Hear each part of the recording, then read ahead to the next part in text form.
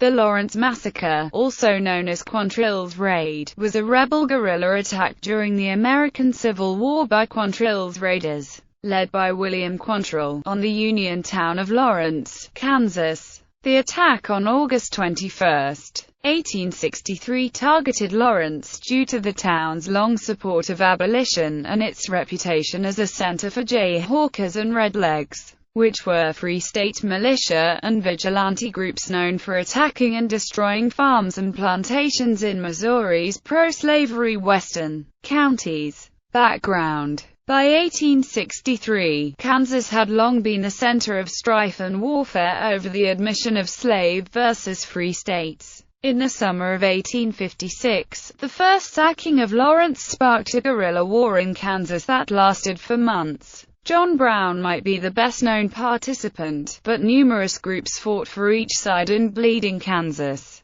By the beginning of the American Civil War, Lawrence was already a target for pro-slavery ire, having been seen as the anti-slavery stronghold in the state and, more importantly, a staging area for Union and jayhawker incursions into Missouri. However, by the summer of 1863, none of the threats had materialized, so citizen fears had declined and defense preparations were relaxed. Motivations: Quantrill himself said that his motivation for the attack was to plunder and destroy the town in retaliation for Osceola. That was a reference to the Union's attack on Osceola, Missouri in September 1861, led by Senator James H. Lane. Osceola was plundered and 9 men were given a drumhead court-martial trial and executed. Several other Missouri towns and large swaths of the Missouri countryside had been similarly plundered and burned by Unionist forces from Kansas. Castell concludes that revenge was the primary motive, followed by a desire to plunder.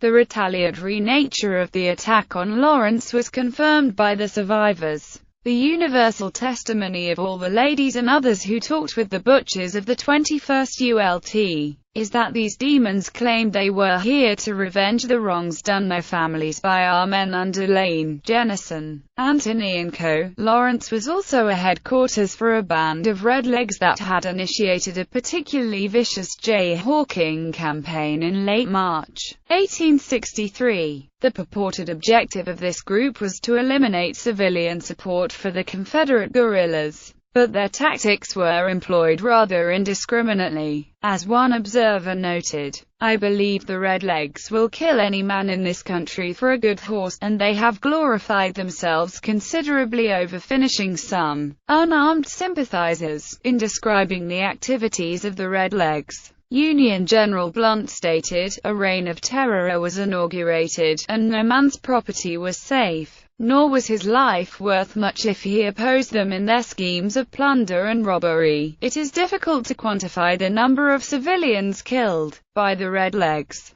but a letter written from the Lexington area early in the Redlegs campaign stated that the redlegs had killed at least 50 men, who were unarmed and heretofore lived in peace and quiet. Collapse of the women's prison in Kansas City in a bid to put down the Missouri guerrilla raiders operating in Kansas. General Thomas Ewing, Jr. issued in April 1863, General Order No. 10, which ordered the arrest of anyone giving aid or comfort to Confederate guerrillas. This meant chiefly women or girls who were relatives of the guerrillas. Ewing confined those arrested in a series of makeshift prisons in Kansas City. The women were sequentially housed in 2 buildings which were considered either too small or too unsanitary, before being moved to an empty property at 1425 Grand. This structure was part of the estate of the deceased Robert S. Thomas George Caleb Bingham's father-in-law. In 1861, Bingham and his family were living in the structure, but in early 1862, after being appointed treasurer of the state of Missouri, he and his family relocated to Jefferson City. Bingham had added a 3rd story to the existing structure to use as a studio. At least 10 women or girls, all under the age of 20, were incarcerated in the building when it collapsed August 13, 1863, killing 4. Charity McCorkle Kerr, Susan Crawford Van Dever, Armenia Crawford Selvey, and Josephine Anderson, the 15-year-old sister of William T. Bloody Bill Anderson. Anderson's 13-year-old sister, who was shackled to a ball and chain inside the jail, suffered multiple injuries including 2 broken legs. Rumors circulated that the structure was undermined by the guards to cause its collapse. However, a 1995 study of the events and affidavits surrounding the collapse concludes this is the least plausible of the theories. Instead,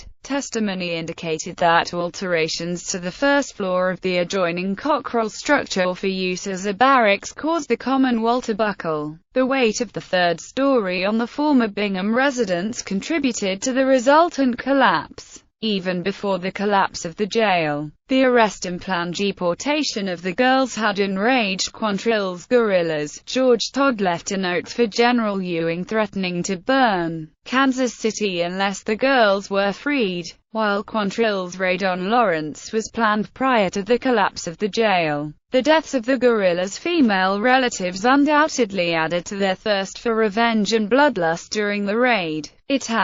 The attack was the product of careful planning. Quantrill had been able to gain the confidence of many of the leaders of independent bushwhacker groups, and chose the day and time of the attack well in advance. The different groups of Missouri riders approached Lawrence from the east in several independent columns, and converged with well-timed precision in the final miles before Lawrence during the pre-dawn hours of the chosen day. Many of the men had been riding for over 24 hours to make the rendezvous and had lashed themselves to their saddles to keep riding if they fell asleep. Almost all were armed with multiple 6-shot revolvers. Between 300 and 400 riders arrived at the summit of Mount O'Reed, then descended on Lawrence, Indiana, a fury. Over 4 hours, the raiders pillaged and set fire to the town and killed most of its male population. Quantrill's men burned to the ground a quarter of the buildings in Lawrence, including all but 2 businesses.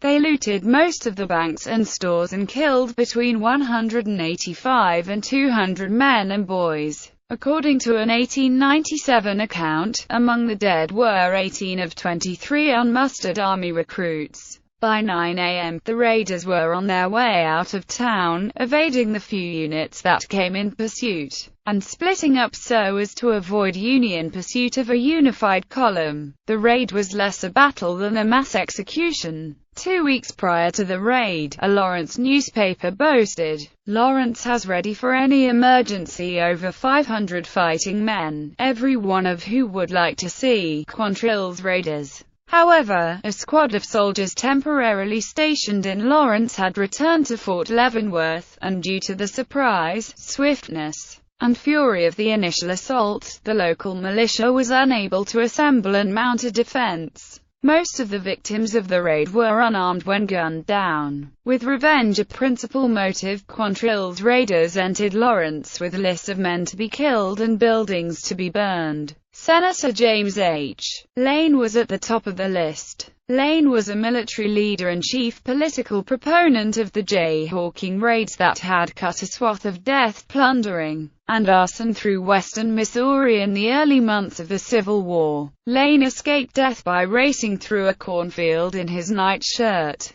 John Spear had been put into the newspaper business by Lane, was one of Lane's chief political backers, and was also on the list. Spear likewise escaped execution, but 2 of his sons were killed in the raid. Spear's youngest son, 15-year-old Billy, may have been included on the death lists, but he was released by Quantrill's men after giving them a false name. The Spear boy later shot one of the raiders during their exit from Lawrence, causing one of the few casualties among Quantrill's command while in Lawrence. Charles L. Robinson, first governor of Kansas and a prominent abolitionist, may also have been on the list, though he maintained he was spared because Quantrill respected his efforts to keep peace on the border at the start of the war. While many of the victims of the raid had been specifically targeted beforehand, executions were more indiscriminate among segments of the raiders, particularly Todd's band that operated in the western part of Lawrence. The men and boys riding with Bloody Bill Anderson also accounted for a disproportionate number of the Lawrence dead. The raid devolved into extreme brutality. The survivors reported that one man was shot while in the arms of his pleading wife, that another was killed with a toddler in his arms, that a group of men who had surrendered under assurances of safety were then gunned down, and that a pair of men were bound and forced into a burning building where they died in horrible agony. Another dramatic story was told in a letter written on September 7, 1863 by H.M. Simpson, whose entire family narrowly escaped death by hiding in a nearby cornfield as the massacre raged all around them. My father was very slow to get into the cornfield. He was so indignant at the ruffians that he was unwilling to retreat before them. My little children were in the field 3 hours. They seemed to know that if they cried the noise would betray their parents' whereabouts, and so they kept as still as mice. The baby was very hungry and I gave her an ear of raw green corn which she ate ravenously. The youth of some of the victims is often characterized as a particularly reprehensible aspect of the raid. Bobby Martin is generally cited as being the youngest victim. Some histories of the raid state he was 12 years old, while others state he was 14. Most accounts state he was wearing a Union soldier uniform or clothing made from his father's uniform. Some state he was carrying a musket and cartridges. Most of Quantrill's guerrilla fighters were teenagers. One of the youngest was Riley Crawford, who was 13 when brought by his mother to Quantrill after her husband was shot and her home burned by Union soldiers. Aftermath. The Lawrence Massacre was one of the bloodiest events in the history of Kansas. The Plymouth Congregational Church in Lawrence survived the attack, but a number of its members were killed and records destroyed.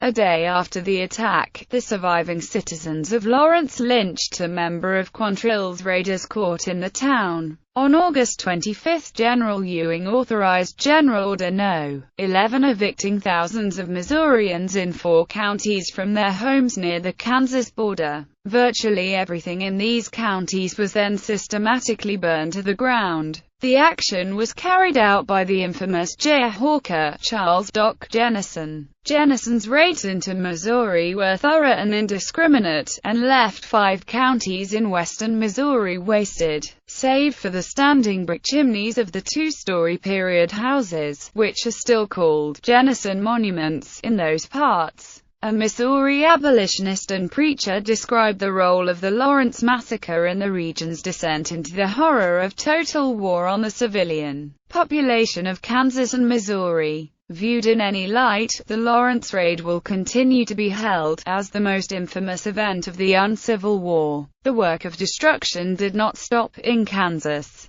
The cowardly criminality of this spiteful reciprocity lay in the fact that each party knew, but did not care, that the consequences of their violent acts would fall most heavily upon their own helpless friends. Jennison in 1861 rushed into Missouri when there was no one to resist, and robbed and killed and sneaked away with his spoils and left the Union people of Missouri to bear the vengeance of his crimes. Quantrill in 1863 rushed into Lawrence, Kansas, when there was no danger, and killed and robbed and sneaked off with his spoils, leaving helpless women and children of his own side to bear the dreadful vengeance invoked by that raid. So the Lawrence Raid was followed by swift and cruel retribution, falling, as usual in this border warfare, upon the innocent and helpless, rather than the guilty ones. Quantrill left Kansas with the loss of 1 man. The Kansas troops followed him, at a respectful distance, and visited dire vengeance on all western Missouri.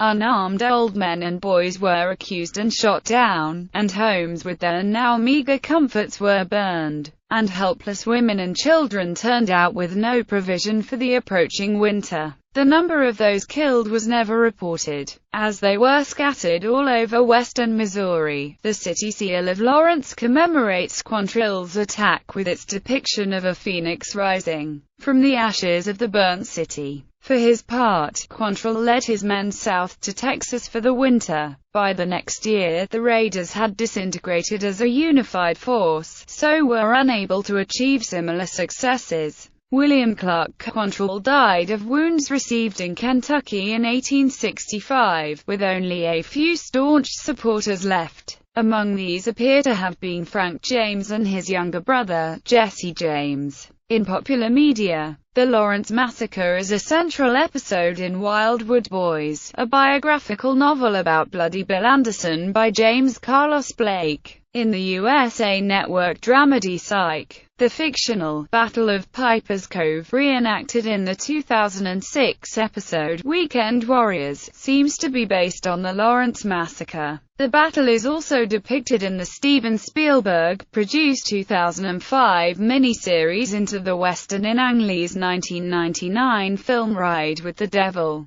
plus the Audie Murphy western Kansas Raiders. The 1940 film Dark Command, based on a novel of the same name, is a fictionalized account of the events in much more of a classic B-movie western style. The film starred John Wayne, Roy Rogers, Gabby Hayes, and Walter Pidgeon, but bore no resemblance to the events of history. The 1979 TV movie The Legend of the Golden Gun was about chasing down Quantrill and had some fiction in about Custer. The 2010 Coen brothers film, True Grit, includes a scene in which the characters played by Jeff Bridges and Matt Damon argue about Quantrill. Damon's Texas Ranger calls him a murderer. Bridges' U.S. Marshal, who rode with Quantrill, calls him a patriot. Damon ends the argument after Bridges refers to Captain Quantrill, ridiculing the title. Captain of what? This conversation appeared first in Charles Porter's book of the same name published in 1968.